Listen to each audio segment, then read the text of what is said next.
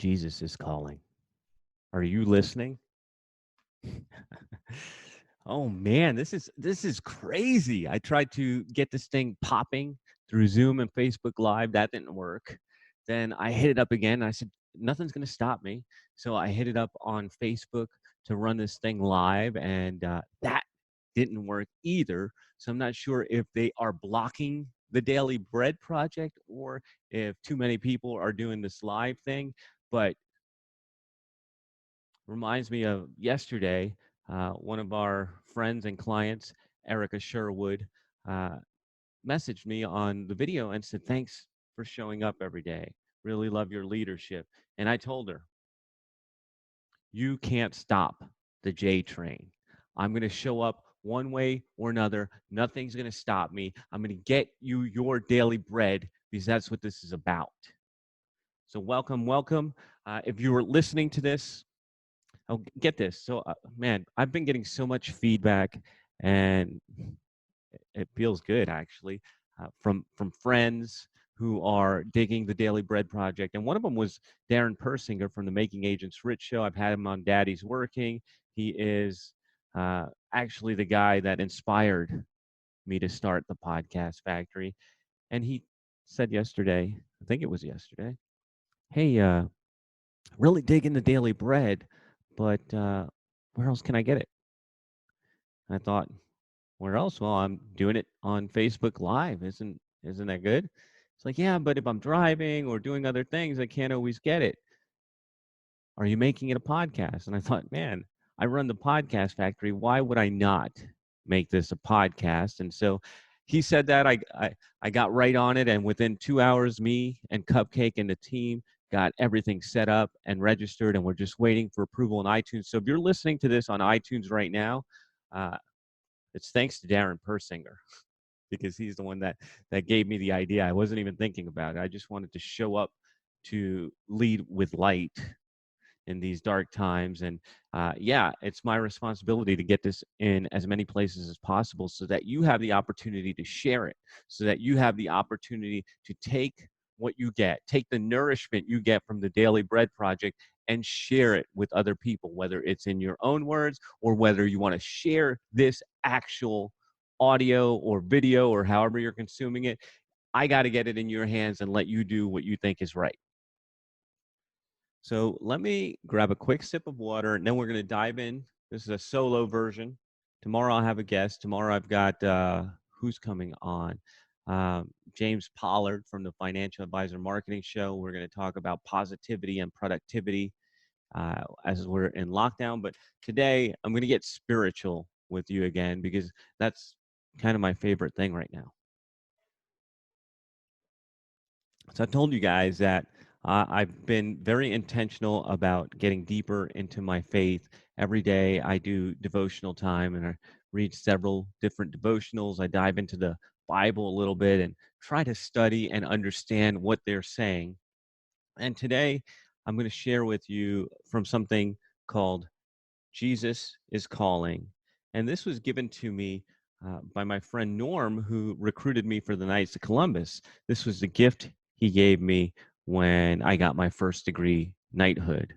And right now I'm on my third degree, and the plan is this year to do the fourth degree, especially now that the Knights are opening these ceremonies to friends and family. I want my dads to show up. Dads, yeah, Cupcake's dad and my dad, and Cupcake's mom and my stepmom and everybody. I want them all to be a part of this. And I'm so glad that they've opened it up so that I could share this high honor with them.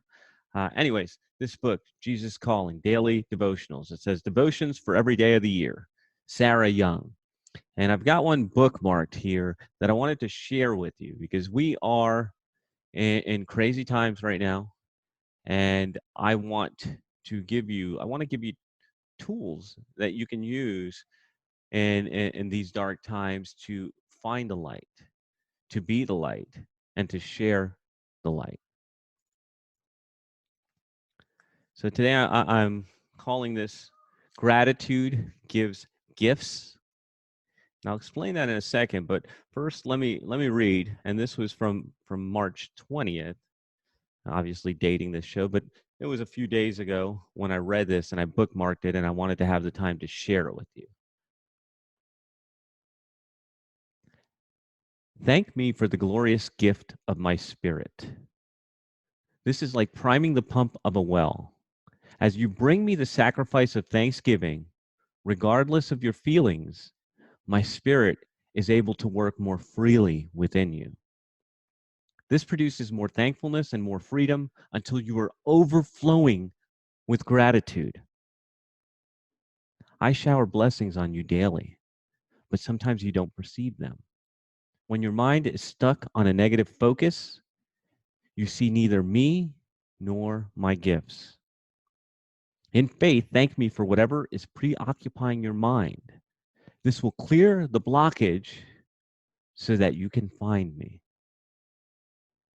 And if you want to know the readings that go with this, it's 2 Corinthians 5:5 and 2 Corinthians 3:17, and lastly, Psalm 50:14. Gratitude. That's what we're talking about today, being grateful. And I imagine that right now it's harder than ever if you're watching the media, if you're talking to negative people, if you're social distancing. It might feel hard to find things you're grateful for. But one of the best things I ever did in my life, and this was back in 2010, I went to Costa Rica. I was hanging out in the jungles of Costa Rica with a crew of internet marketers. We were doing a campaign for a hotel over there, and the leader, he told me about this gratitude practice, and I want to encourage you to do this. And this is the best time if you're if you're locked down and you're looking for things to fill the time, get away from the TV, get away from Netflix, and start journaling. And one of the best things I ever did, and this is actually how I started journaling, was to start a gratitude journal. And the guy in Costa Rica, he told me, hey, every morning, every night, start with 5 things you're grateful for. It could be the great cup of coffee you're drinking right now, it could be a good night's sleep. It could be anything, small or big, but every day, start and end with gratitude. And this was a powerful lesson because I was a negative Ute. I was cynical. And this exercise helped me realize all the blessings that I had in my life. And there was so many, like Cupcake and this business and my friends, and the list kept growing year after year. And today I make it a point to not only write what I'm grateful for, and writing it is very powerful. That's why I recommend that you start a gratitude journal, because writing it is very powerful. But the other part that's even more powerful, and we just heard it here, this produces more thankfulness and more freedom until you are overflowing with gratitude. When you're overflowing with gratitude, you share it with the people around you. Just like I'm grateful that you're tuning in, and I'm grateful for those of you that have shared the Daily Bread Project with other people. I'm grateful to my team. I'm grateful to my clients. I'm most grateful to God for giving me this light and giving me this platform to share with you. When you are overflowing with gratitude, you can't help but share it with the people around you. And it is a beautiful thing. It's a beautiful thing. Even now in these tough times, we had a big, big, big expense in our real estate business. It's the kind of thing that could cripple people, did not cripple us, kind of hamstringed us a little bit. But I even found a reason to be grateful for that. And I shared it with Cupcake. She's like, yeah, you're right.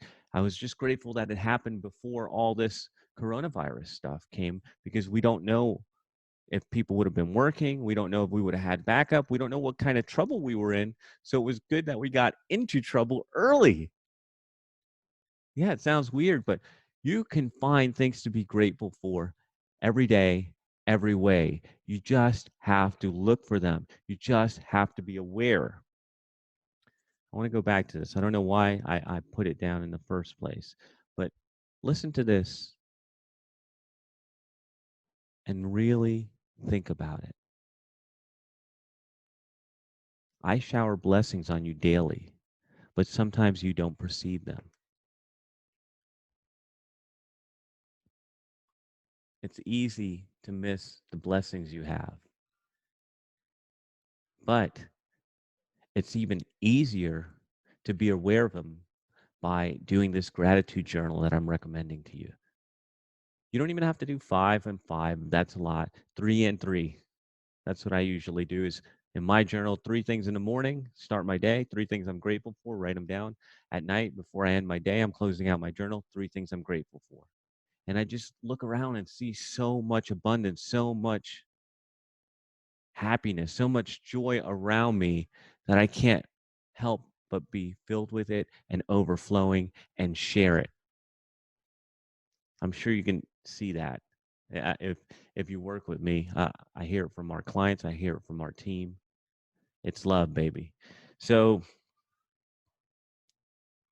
the idea today is gratitude gives gifts. And it's actually a little deceiving because gratitude itself doesn't give gifts. What it does is give you the awareness of all the gifts you have around you. So today, immediately, right now, grab a pen and paper, write 3 things you're grateful for, practice this every day, and I promise you, you will have a life full of gifts, a life full of joy, and a life full of love. That's what I have for you today on the Daily Bread Project. Love you guys. Mean it. See you on the next one.